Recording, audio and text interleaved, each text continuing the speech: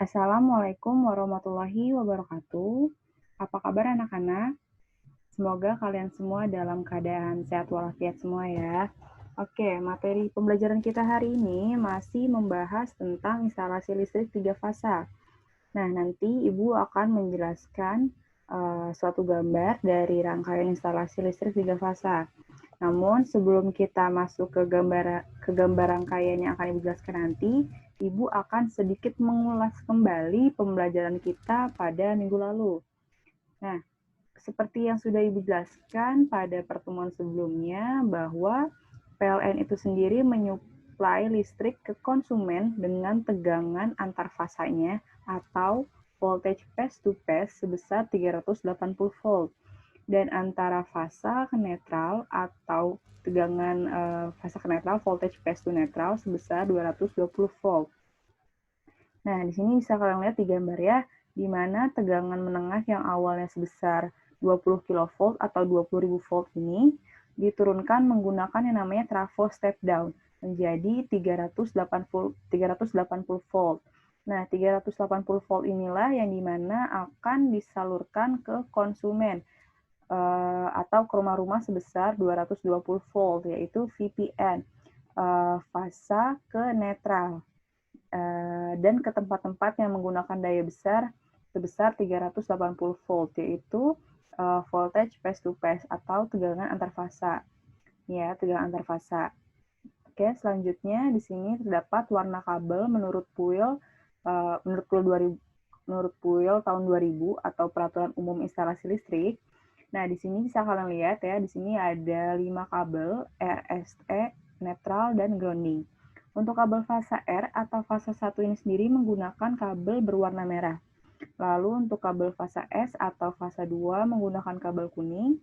Lalu ada fasa T atau fasa 3 menggunakan kabel berwarna hitam. Dan untuk kabel netral itu sendiri menggunakan kabel berwarna biru.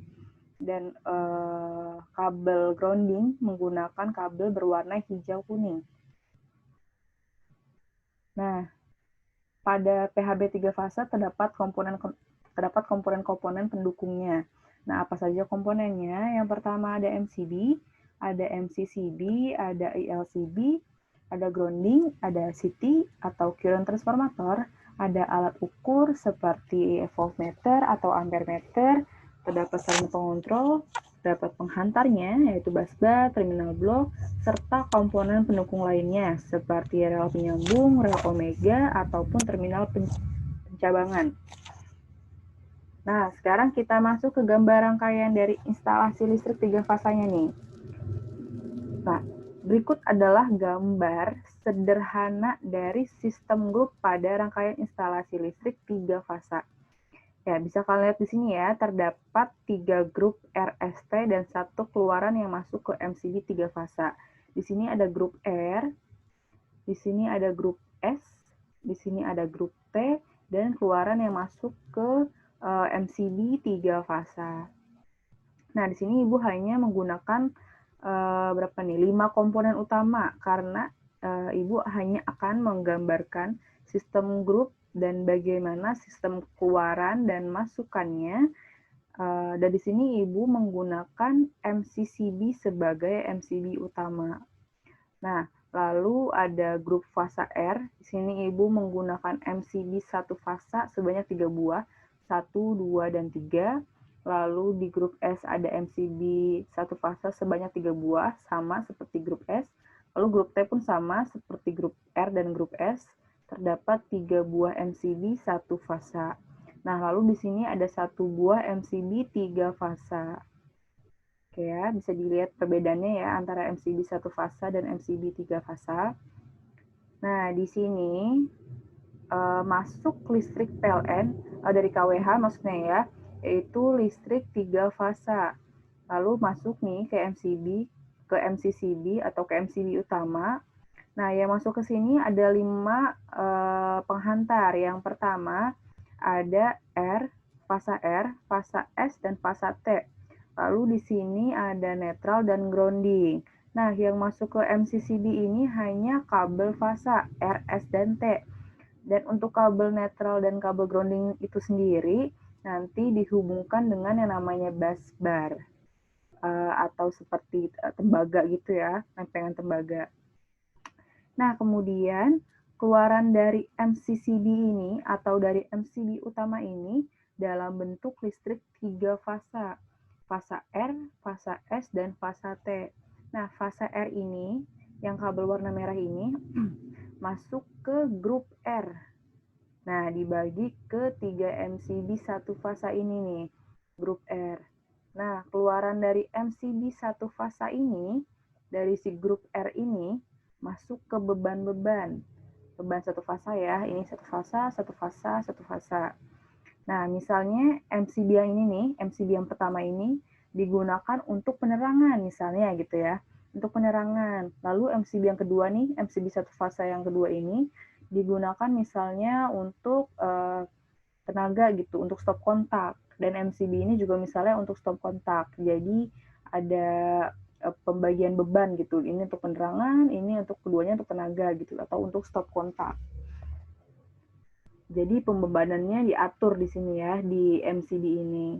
Nah, begitu halnya dengan grup S maupun grup T. Sistemnya sama seperti grup R tadi ya. Nah, di sini ada grup R, grup S, dan grup T. Nah, grup R, grup S, dan grup T ini harus dibuat seimbang. Nah, yang dimaksud dengan seimbang di sini tuh apa sih? Yang dimaksud seimbang di sini adalah jadi grup R, grup S, dan grup T ini kalau di total masing-masing daya yang ada pada tiap-tiap grup ini dayanya hampir sama. Misalnya grup R itu dayanya 1000 watt. Terus grup S dan grup T itu harus juga sebesar 1000 watt. Jadi kira-kira begitu ya yang dimaksud dengan pembebanan yang seimbang. Jadi ketiga grup ini pembebanannya harus sama-sama 1000 watt gitu misalnya. Ini misalnya 1000 watt, ini 1000 watt, ini 1000 watt. Begitupun kalau ini menggunakan 2000 watt, ini juga harus 2000 watt, ini juga harus 2000 watt. Kira-kira begitu ya. Harus seimbang. Nah, lalu untuk MCB 3 fasa ini nih yang ada di sini, kita lihat ya di sini untuk MCB 3 fasa RST ini masuk ke grup keluaran dari MCB utama ini yang 3 fasa masuk nih ke MCB 1 fasa, ke grup-grup. Lalu keluar juga ke MCB 3 fasa. Nah, salah satu contohnya di sini.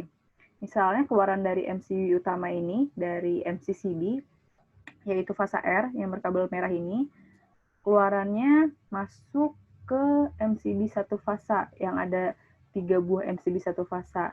Nah, keluar lagi nih, masuk ke MCB 3 fasa.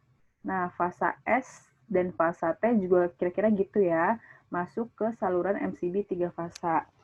Jadi, pada MCB 3 fasa ini terdapat 3 buah fasa, yaitu R, S, dan T. Jadi, keluaran dari MCB utama ini, atau MCCB utama ini, selain masuk ke grup-grup satu fasa ini, dia juga masuk ke grup MCB 3 fasa. Perbedaannya apa? Untuk MCB yang ini digunakan untuk beban-beban yang menggunakan bebannya satu fasa. Seperti di rumah-rumah gitu ya. Nah, untuk yang MCB 3 fasa ini digunakan misalnya motor-motor 3 fasa atau ke beban-beban lainnya yang mempunyai beban 3 fasa, yang bebannya biasanya lebih tinggi gitu ya. Membutuhkan daya yang besar juga. Nah, jadi kira-kira begitu ya. Demikian penjelasan singkat tentang rangkaian instalasi listrik 3 fasa yang dapat Ibu sampaikan. Semoga bisa dimengerti dan semoga dapat bermanfaat buat kalian semua. Kurang lebihnya mohon maaf. Wassalamualaikum warahmatullahi wabarakatuh.